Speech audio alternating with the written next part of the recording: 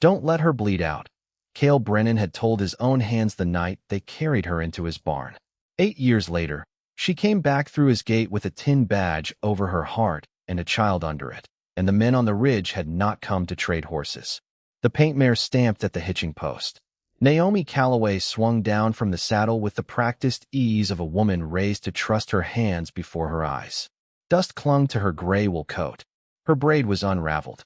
Her knuckles were scabbed where the rope had bitten. She was 23 now. 8 years had carved her into steel they had not expected.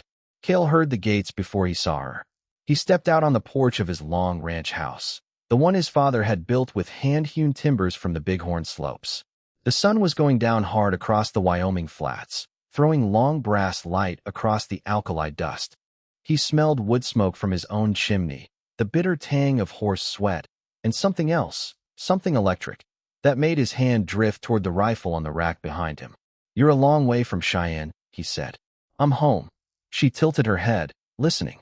She had always listened for the harmonics of a man's voice to find his mood. Cale's had been steady, too steady. The steadiness of a man bracing. "I came to warn you," she said. 3 scouts on the south ridge since noon. 2 more to the east. They carry Spencer carbines, not hunting pieces. They've been watching your gates for 3 days. They are not surveyor men. They are midnight men, the kind who ride back with torches and rope. She told him the rest walking through his kitchen. Her boots found every familiar board, knew every squeak and rising plank, knew the place 3 feet from the stove where a knot had cracked the wood and never been mended. She set her satchel on the table by sound alone. She hung her coat on the hook by feel. Cale watched her move, and he remembered the first time she had moved through this room at 15, when she had been too weak to hold a spoon. She had been a 15-year-old orphan then, half dead, dragged across the plains by men who had burned her family's freight wagons and were selling her to whoever would pay gold for a girl with ruined eyes. Cale had paid them. He had not paid for her. He had paid them to leave and never come back. He had carried her into his barn and set her on clean straw and tended her face in the dark. The smoke had scarred her lids. The men had cut, for good measure. There had been nothing to bind back. There would be no sight, ever. He had not asked her name until the 3rd day, when the fever had broken and she could lift her head. She had told him the way a prisoner gives a number. For 2 years after that, Naomi had lived in his kitchen.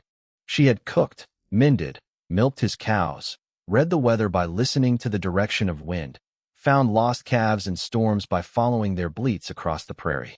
Her hands had become the eyes of his ranch. Then, in 1874, he had paid for her to board with Sister Bridget in Cheyenne, where they taught girls without sight to read by feel, write by touch, speak 3 tongues, and earn a wage. She had written him twice a year, every year, until the letters stopped last winter. "Why did they stop?" he asked. "Because I killed a man," she said, "and I'm carrying his child." Silence held the kitchen like a held breath. He set down his coffee. He did not ask her to repeat herself. He walked to the cupboard, took down a tin of tobacco, opened it, unwrapped his late wife's wedding ring from its cotton, and laid it on the table between them. He did not offer it to her as anything but inheritance. "Eat first," he said, "then tell me what they've done to my land." She sat. She put her hand over the ring, closed her fingers around it. She felt the warmth of the gold. She felt, faintly, the small tremor in his fingers as he let it go. She did not weep. She had promised herself, 8 years ago, that she would never again weep in front of this man. Outside, the scouts on the ridge settled in for the night. 2 more men came down from the east to take watch behind the corrals. The light died. Cale pulled the shutters closed. "The men who cut my eyes," she said quietly, "did not die on that prairie. They have a syndicate now. 12 men, maybe more. They buy ranches through straw owners. They forge brands. They rustle the cattle of anyone who won't sell. And now they've come for me. For your water." She lifted her chin. "You have the only good spring for 50 miles. They need it for the trail they are laying north, the railroad they are building with stolen iron. If you don't sell, they'll make you sell. If you don't make, they'll burn you out." "Who leads them?" "A man called Mr. Hench. I never saw his face. Only his voice, once, across a telegraph wire." Cale set down his mug. He looked at her for a long moment. "You came back because of who?" "Because of who came for me, and who didn't." She smiled sadly. "The deputy marshal I worked with in Denver was tracking the same ring. He died 6 months ago, shot in his office. His case files came to me. His badge came to me. His name will come to me. And so will his baby. She lifted her chin. I have 4 months under my heart. I have not told a soul. You are the only soul I trust with it tonight. He nodded once. Then we deal with them first. Then we deal with the rest. She sat straighter. The wind picked up. Somewhere on the ridge a horse stamped. The night was coming, and the men behind it were not strangers. Cale did not sleep that night. For 3 hours he sat in his office with a kerosene lamp burning yellow whiskers down the glass and read every report Naomi said in his hands. Some were in Braille. Some were in the marshal's own hand. Some were in cipher she had memorized in a Denver boarding house with a candle burning down to a stub. 12 names. 12 ranches, 11 water rights. They buy the land first, then the law, she said.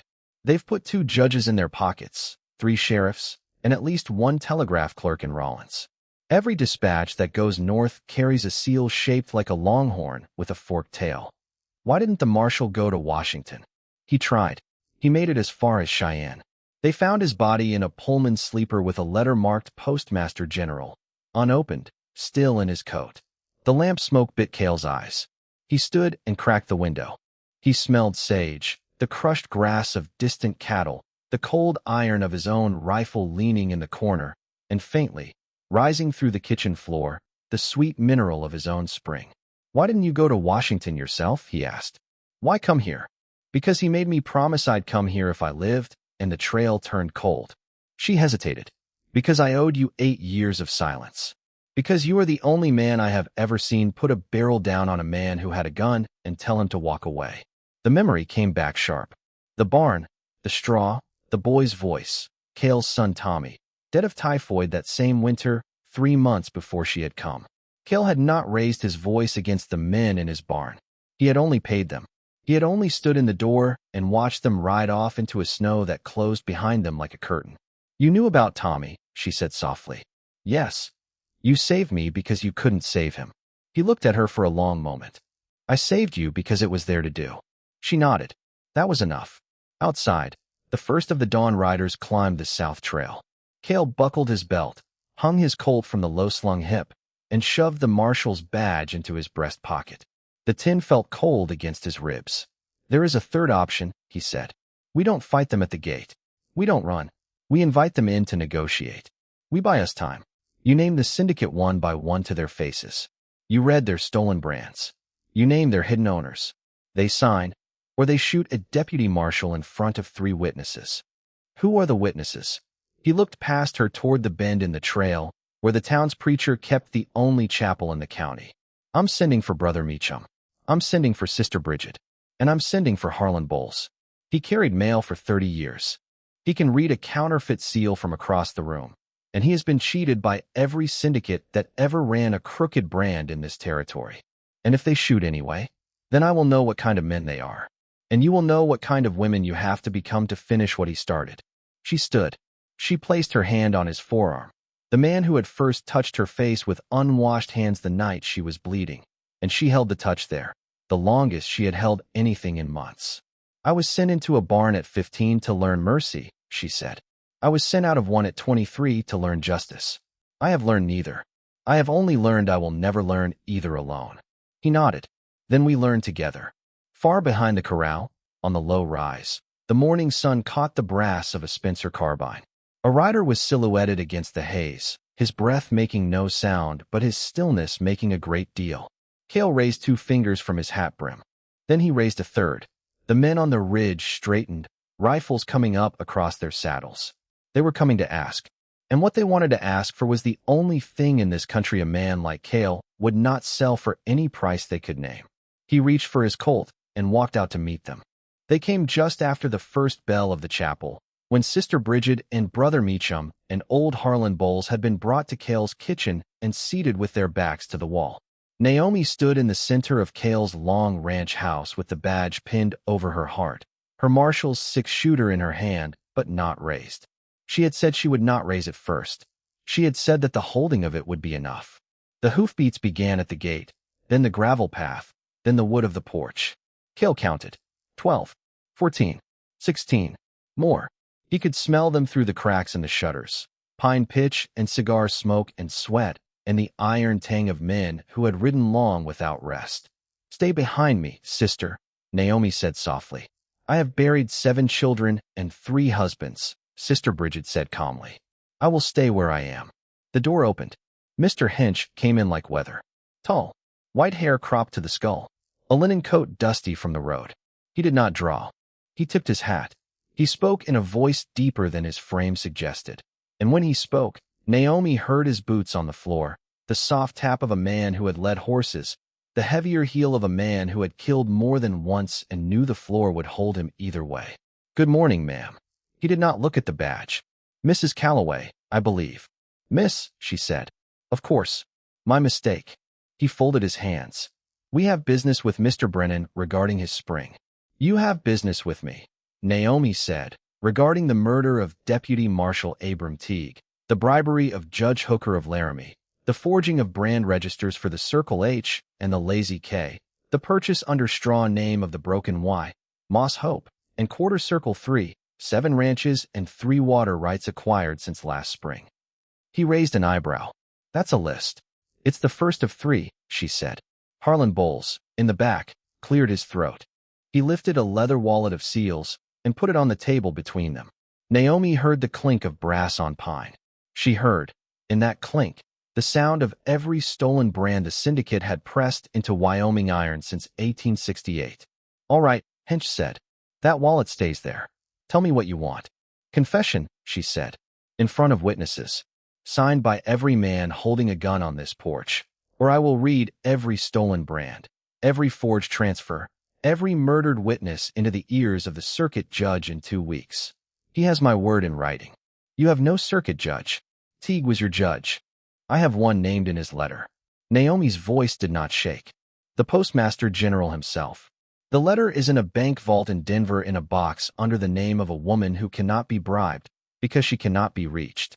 She can only be written to, and only in Braille, and only through a clerk named Sister Bridget, who is at this moment sitting in this room." A ripple of doubt went through the men on the porch. Hinch studied her face. He tried to read fear. He saw none. "And the deputy marshal's badge on your chest," he said, "which is supposed to be on a dead man's chest. Now I see it floating above the heart of a blind girl." "Then you see the only thing that matters," she said. "You see a witness you cannot buy, cannot silence, cannot starve or frighten. You see a woman whose eyes you took, whose hands you trained, and whose witness you will sign, or your children will one day read your name in the papers." She paused. "And you see the child I carry under my heart, who will one day read your name in a schoolbook and learn what she came from." Silence fell. It was the silence of a man realizing he had lost before he had not. Hinch slowly drew his Colt. Naomi did not move. The men on the porch behind him did not move. They were watching a woman born blind who refused to flinch. Then Brother Meacham stepped forward. "Friend," he said gently, "if you draw on a pregnant mother of your own killing, you will never see the face of your own maker. And neither will your sons, if you have any." Hinch looked at him a long while. He looked at Sister Bridget. He looked at Harlan Bowles, who had set the wallet of seals on the table like a man setting down a deck of cards he had marked from the start. He looked at Cale, who had not reached for the rifle on the wall. Then Hinch set his Colt on the table. He signed. The men signed. By noon the wagon was loaded with the confessions, the registers, the seals, the badge, and $200 of gold the syndicate had brought for the water. They had not bought anything but the right to leave with their lives. Naomi stood at the gate as they rode out. The dust rose behind them. Cale's hand found hers. They both shook. Neither spoke. The spring was still rising in the kitchen below, and no one had bought it. No one ever would. The next 3 weeks were quiet, and they were the loudest Naomi had ever lived. She slept in Cale's kitchen again, in the same iron cot she had slept in at 15. The straw had been replaced by a feather mattress. The lamp was the same. Sister Bridget had brought her a stack of Braille letters from the Postmaster General's office. Brother Meacham had come every Sunday. Old Harlan had sent his granddaughter to read the Eastern papers aloud each morning. In late August, a letter came from the president's office. It asked Naomi if she would consider testifying at the federal hearing in Cheyenne in October. She wrote back, by hand on the page, with a sharp pencil pressed between her fingers, that she would. Cale worked the ranch alone. He rose before dawn, mended fences, branded spring calves, rode the perimeter, kept his colt on his hip. He did not press Naomi about the child. He did not press her about Abram Teague, the marshal who had been her partner and the father of her baby, and the man she had killed with one bullet through the right eye 5 months ago in a Denver alley when he had tried to take the case file from her at the point of a knife. That night, in the kitchen, after supper, she spoke. "He was the only one who ever taught me to use a gun," she said. "He said sight was just a rumor. Sound was the work. He said breath was the part that mattered. He also said I was the worst shot in the territory until I learned to listen." "What happened?" Cale asked. "They came for the file. He wouldn't give it up. He tried to give it to me." A man behind him lunged. The shot went through the marshal and through the man behind him. The marshal died with the file in his hand. The baby started 2 weeks later. "And the baby was in me that night. I have carried it in the same body that killed its father." Her voice dropped. "I do not know how to forgive that." "You don't have to," Cale said quietly. "You just have to love the small one who comes from it. Forgiveness is for the dead. Love is for the living." The marshal would have told you the same. She looked at him as best her eyes could look. "Is that what you did? With me?" He was silent a long moment. "Yes. And with my son, Tommy. I never saved him. I never got to. So when you came, I took the saving I owed. I did not know at the time that it would grow into a woman. I only knew that the barn was still warm and the straw was still clean and the snow was still falling. And I had one more thing left to do before it all froze over. I'm not a son. No. You're the daughter I didn't carry home." She felt the words slip out of him like a knife from a sheath. She put her hand across the table and laid it on his forearm. After a long while he turned his hand over and let her fingers settle into his palm. He did not close his grip. She did not need him to. She had been waiting 8 years to find out whether he would, and now she knew. He would, in time. "I will name the baby Abram," she said. "Or Abby, if it's a girl. Abby then. Abby Teague.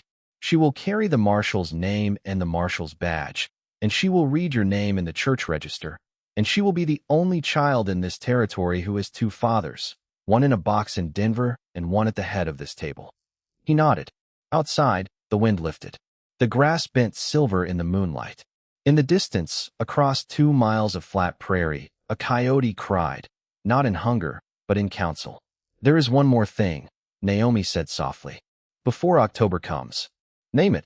I would like to stand before Judge Hooker and read every name aloud. I would like them to hear it from a woman with no eyes. Then they will hear it through a mouth that cannot lie." She nodded. "Will you stand beside me? At the bench?" "Yes, ma'am. To the bench and back. To the bench and the grave, if that's where it takes us." She squeezed his palm once. Then she let go. Outside, the scouts who had not yet learned their lessons still circled the lower rise. But they would not ride in. They had learned by then that the gate of Cale Brennan's ranch held 2 things they could not outface: a man who had lost everything, and a woman who had learned to see without her eyes. October came in cold. The federal hearing opened in the New Stone Courthouse in Cheyenne at 9 in the morning. Naomi wore a black wool coat, a white collar, and her marshal's badge over her heart.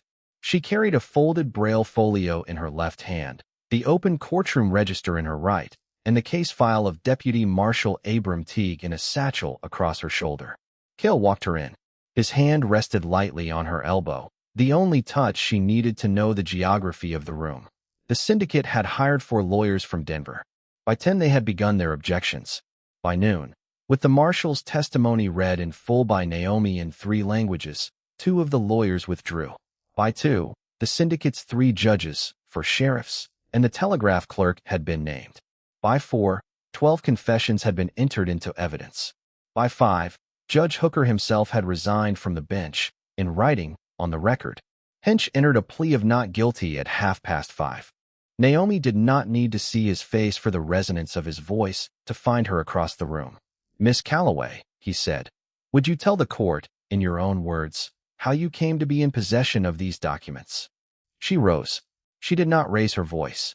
She spoke in the cadence she had learned from Sister Bridget, in the even tone she had learned from the marshal, in the steadiness she had learned from Cale Brennan in a barn when she was 15 and bleeding.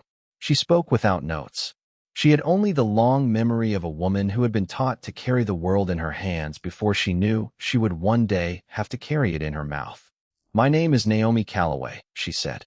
"I was 15 years old when men from this syndicate burned my family's freight wagons in the spring of 1866. They cut the light from my eyes and brought me half dead across the plains to be sold for $2 of gold to the highest bidder. A man called Cale Brennan bid for me. He did not buy me. He bought my life away from them and set me down on clean straw in his barn. He married no other woman. He buried his only son the winter before I came. 2 years later, he sent me to school. 6 years later, I was a deputy marshal in Denver. 6 months ago, my partner, Deputy Marshal Abram Teague, was murdered in his office by this syndicate for the case file in his hand. The file passed to me. The badge passed to me. The partner's last name passed to me. And it will pass, when she is born in February, to a daughter I will call Abby Teague. She will carry her father's badge in her mother's hand to every courthouse in this territory until the day the last man in this syndicate signs a paper that bears her name. I cannot see your faces. I only know you by what your hands have done. The court is asked to do the same." The room was silent. Hench did not speak. The judge did not speak. The lawyers did not speak. The marshal's name had been entered on the record, for the first time, as a federal witness for the prosecution. 12 men would be indicted before sundown. 11 would be convicted by winter. Hench would hang in Cheyenne in the spring of 1881, on a gallows built from timber that had come down off the Bighorn slopes, where Cale Brennan's father had cut the beams for his ranch house. Naomi sat down. She put her hand in Cale's palm. He closed his grip around her fingers. He did not let go. The snow started outside the courthouse windows before the sentence was read. By the time the marshal led Hench out the back door, the streets of Cheyenne were already white. By November, Abby Teague was born in the kitchen of Cale Brennan's ranch house, in the same iron cot her mother had bled on at 15. Sister Bridget wrapped her. Brother Meacham christened her. Old Harlan Bowles signed the register with his old steady hand. Cale held her for 1 hour. He did not weep. He only sat by the kitchen stove with the baby asleep against his shoulder, listening to the wind. Years later, travelers passing the old Brennan ranch would see 2 names carved into the kitchen beam. Abby Teague, born November 1876, carried by Naomi, who could not see, saved by Cale, who never made her pay. And they would stop their horses at the gate, and they would nod once, and they would ride on, because some debts are paid in names, and some names are paid in lives, and some lives are paid in mercy that $2 could never buy. And somewhere in Cheyenne, in a small office above the stone courthouse, the marshal's badge, pinned to the wall, above a folded folio, above a single braille letter signed by a woman named Naomi, still hangs in the window, ringing softly against the wall whenever the wind comes up the slate roof. It is a small, clear bell. It is the sound a name makes when it has been carried long enough to be heard in the next county, in the next season, in the next long winter of a country that has learned, slowly, to be kind.